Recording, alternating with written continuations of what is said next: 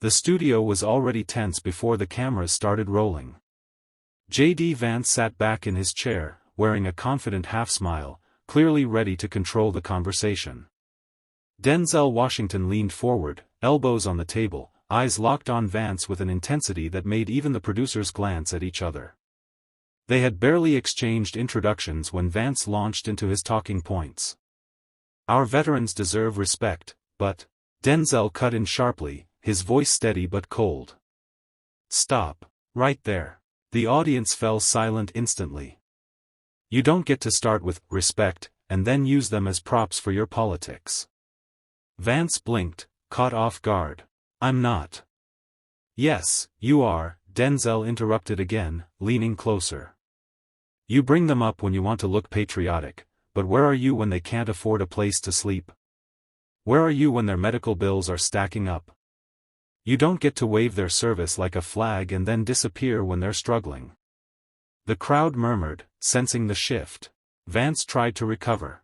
"With all due respect." Denzel's hand hit the table, not in anger but in emphasis. "Don't say, 'with all due respect,' if what follows is an excuse. These men and women bled for this country. They buried friends. And you," he pointed directly at Vance, "turn their sacrifice into a talking point." For a moment, Vance's practiced expression faltered. The camera caught it, the split second where he didn't have a line ready. The silence in that beat was louder than any applause. Vance adjusted his tie, forcing a tight smile. "Denzel, with all due respect, I've done more for veterans than most actors in Hollywood. You wouldn't understand the kind of policy work." "That's where you're wrong," Denzel cut in, his voice dropping lower, sharper. "I understand more than you think. I've been to the VA hospitals. I've sat in the living rooms of men who came home and found nothing waiting for them but debt and silence. And not once did they say, 'We need another speech from a politician.' They said, 'We need someone to show up.'" The audience reacted, some clapping, others leaning forward, not wanting to miss a word. Vance tried again. "It's easy to grandstand on TV, but legislation takes time." "No," Denzel shot back, his finger tapping the desk with each word. "Photo ops take time. Real action takes commitment. And if you really cared, you wouldn't only bring them up when there's a camera in the room." Vance's jaw tightened. "You're twisting my words." Denzel leaned back slightly, but his gaze never wavered. "Your words don't need twisting. They already do enough damage on their own." For a brief moment, the studio felt smaller, the lights hotter, the air heavier. Even the host glanced at the producer's booth, unsure whether to step in or let the clash burn hotter. Denzel didn't blink. He let the silence hang, almost daring Vance to speak again. Vance finally leaned forward, his voice louder now, as if volume could win the argument. "You talk like you know the struggles of every veteran, but you don't live in the real world of policy making. You don't have to make the tough choices." Denzel didn't flinch. "Tough choices," he repeated slowly, almost tasting the words. "The only tough choice a veteran should make is whether to get black coffee or with cream. They've already made the toughest choice, to put their lives on the line. Everything after that is our responsibility, not theirs." The crowd erupted, some on their feet. The host tried to interject, "Gentlemen," but it was pointless. Vance forced a laugh, shaking his head. "You're just an actor, Denzel. You play heroes, I make laws." That was it. Denzel leaned in, eyes locked, voice low enough that the mics had to work to catch it. "No, you play hero when the cameras are on. I've met the real ones." The audience gasped, that collective sound of people realizing they had just witnessed the moment the debate ended. Vance opened his mouth, but no words came. Denzel didn't smile, didn't gloat. He just sat back, folded his hands, and let the weight of his words linger in the air like a stone in still water. For the rest of the segment, Vance barely spoke. The silence wasn't awkward, it was decisive. The kind that says, "You've lost." The moment the cameras cut to commercial, the air in the studio didn't lighten, it got heavier. Vance sat rigid in his chair, staring down at the desk, flipping his pen between his fingers. Denzel, on the other hand, leaned back, calm, as if he had just finished a chess match where the checkmate was inevitable from the first move. The audience whispered among themselves, but their eyes kept darting to Denzel, some with admiration, others in disbelief. In the control room, producers were already pulling the clip. "Cut it from the tough choices line," one said. "No, start at, you play hero when the cameras are on. That's the kill shot." Within minutes, the clip was on the show's official social accounts, captioned simply, "Washington stops Vance cold." By the time the segment ended, Twitter was on fire. One trending hashtag read #silenced by Denzel. Another, started by a veteran advocacy group, said #not your prop, accompanied by screenshots of Vance's frozen expression. Comment sections filled up with phrases like, "That's the truth we needed," and, "Finally, someone said it." Denzel's phone buzzed non-stop. Friends, colleagues, even a few political figures sent messages of support. But he ignored them for the moment, sipping water and watching the chaos unfold online. "It's not about me," he told a crew member who leaned in to congratulate him. "It's about making sure they can't spin this." Meanwhile, Vance's team scrambled. His press secretary was already drafting a statement, framing Denzel's words as Hollywood grandstanding, and insisting that his record on veterans speaks for itself. But every time they tried to push that line, the viral clip played again, millions of times, on every feed, in every thread. The studio, usually quick to reset after a tense exchange, felt stuck in that moment. Every crew member, every audience guest, knew they had witnessed more than a political disagreement. They had seen a public figure stripped of his usual armor, live, in front of the nation. By sunrise the next morning, the clip had been replayed so many times it felt like the country had memorized it. News anchors opened their programs with split-screen shots, on one side, Denzel's unwavering gaze, on the other, Vance frozen mid-breath. Overnight, this exchange between actor Denzel Washington and Senator J.D. Vance set the internet ablaze, one anchor declared, the viral clip rolling silently beside them. Cable news ran it on loop, panelists debating whether Denzel had crossed a line or simply spoken a truth politicians were too afraid to voice. On conservative talk shows, Vance's allies painted him as the victim of a Hollywood ambush, accusing Denzel of disrespecting the political process. But those arguments were undercut by the rawness of the footage. Every viewer could see the shift in Vance's expression, the pause that said more than any rebuttal could. Veteran groups doubled down, holding impromptu press conferences. One retired Marine stood in front of the cameras and said, "What Denzel said wasn't an attack. It was a reminder. We're not props. We're people." The clip of that statement joined the growing wave of social media fire. Meanwhile, Vance tried to control the narrative with a radio interview, claiming Denzel's remarks were performative outrage. But midway through his defense, the host cut in, "Senator, you didn't answer his question. Where were you when the VA backlog doubled last year?" That silence, brief but deafening, became a second viral moment. Denzel didn't give interviews that day. He didn't tweet, didn't post. Instead, he attended a small, private luncheon with a group of veterans, away from cameras. One attendee later told a reporter, "He didn't talk about the clip once. He just listened to our stories." By nightfall, the debate wasn't just about a heated exchange on TV, it was about who actually stood for the people wearing the uniform, and who just mentioned them when it was politically convenient. And for many, that question had already been answered. 7 days after the confrontation, the fallout had shifted from internet buzz to political battlefield. J.D. Vance's approval numbers, once stable among key voter blocs, showed a sudden dip, especially among veterans and their families. A new poll splashed across cable news read, "Do you believe J.D. Vance uses veterans for political gain?" The "yes" column wasn't just winning, it was dominating. Campaign donors started calling his office, not to congratulate him for standing up to Hollywood, but to ask why he hadn't handled the exchange better. One even warned, if this keeps up, you'll be the guy who lost a Senate race to an actor who wasn't even running.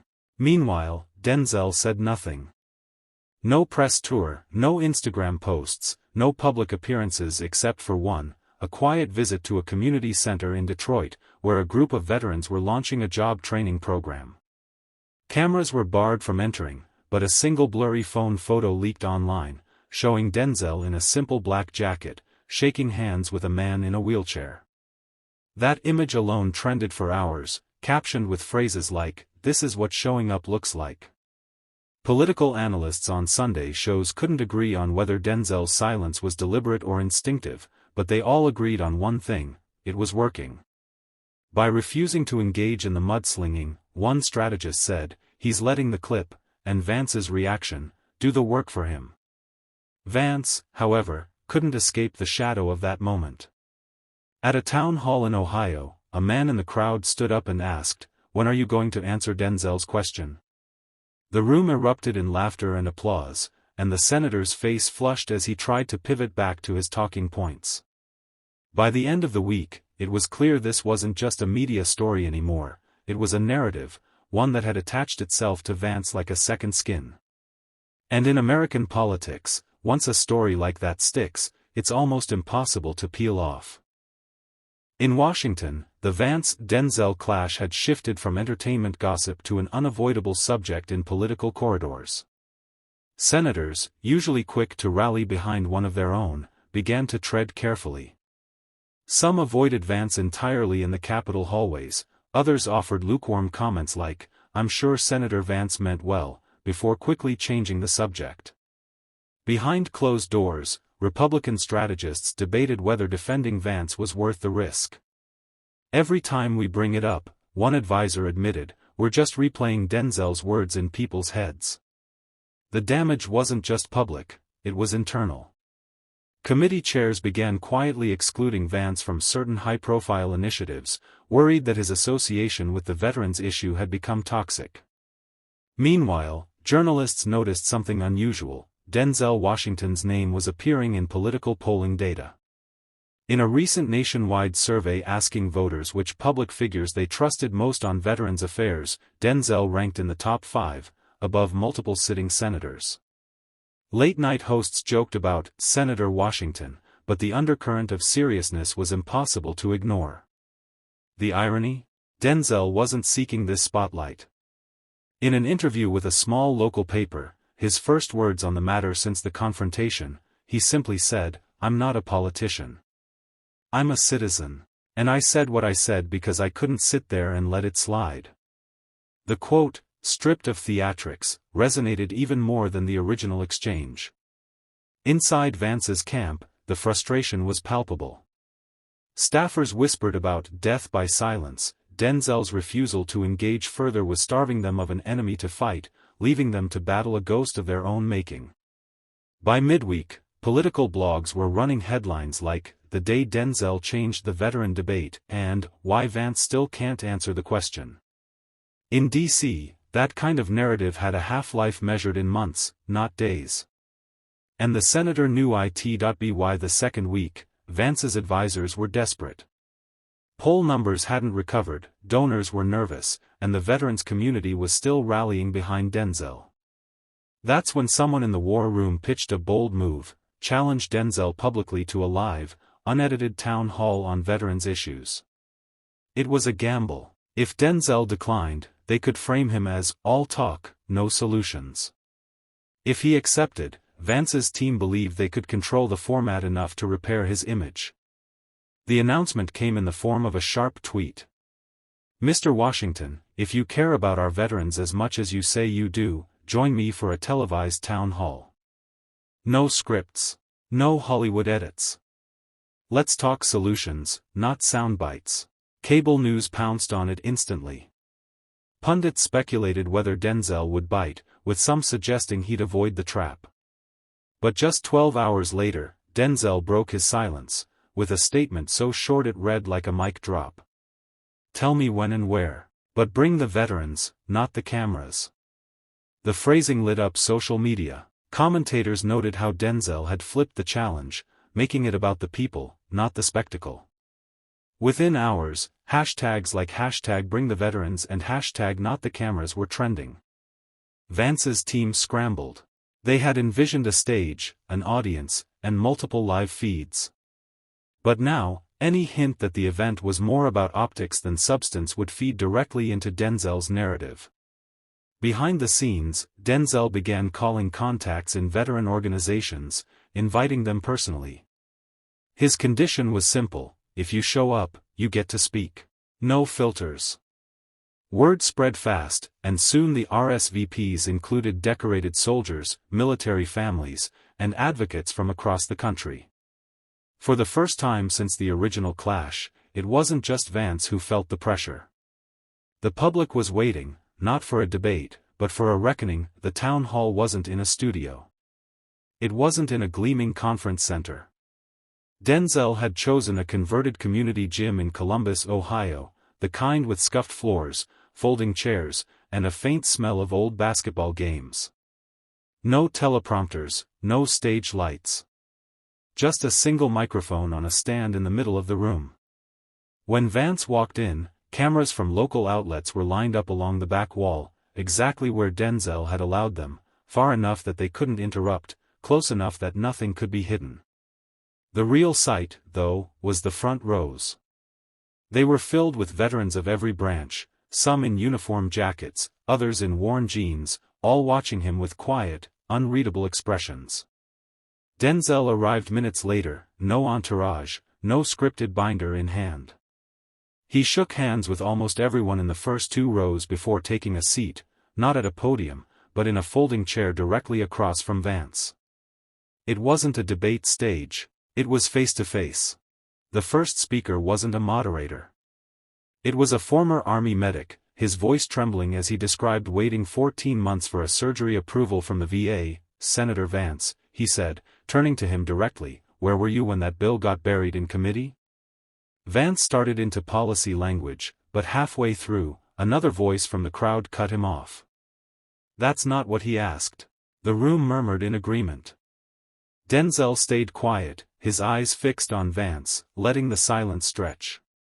When Vance finally stopped speaking, Denzel leaned forward. "This is what I meant on that stage," he said, his voice calm but cutting. "It's not about the talking points.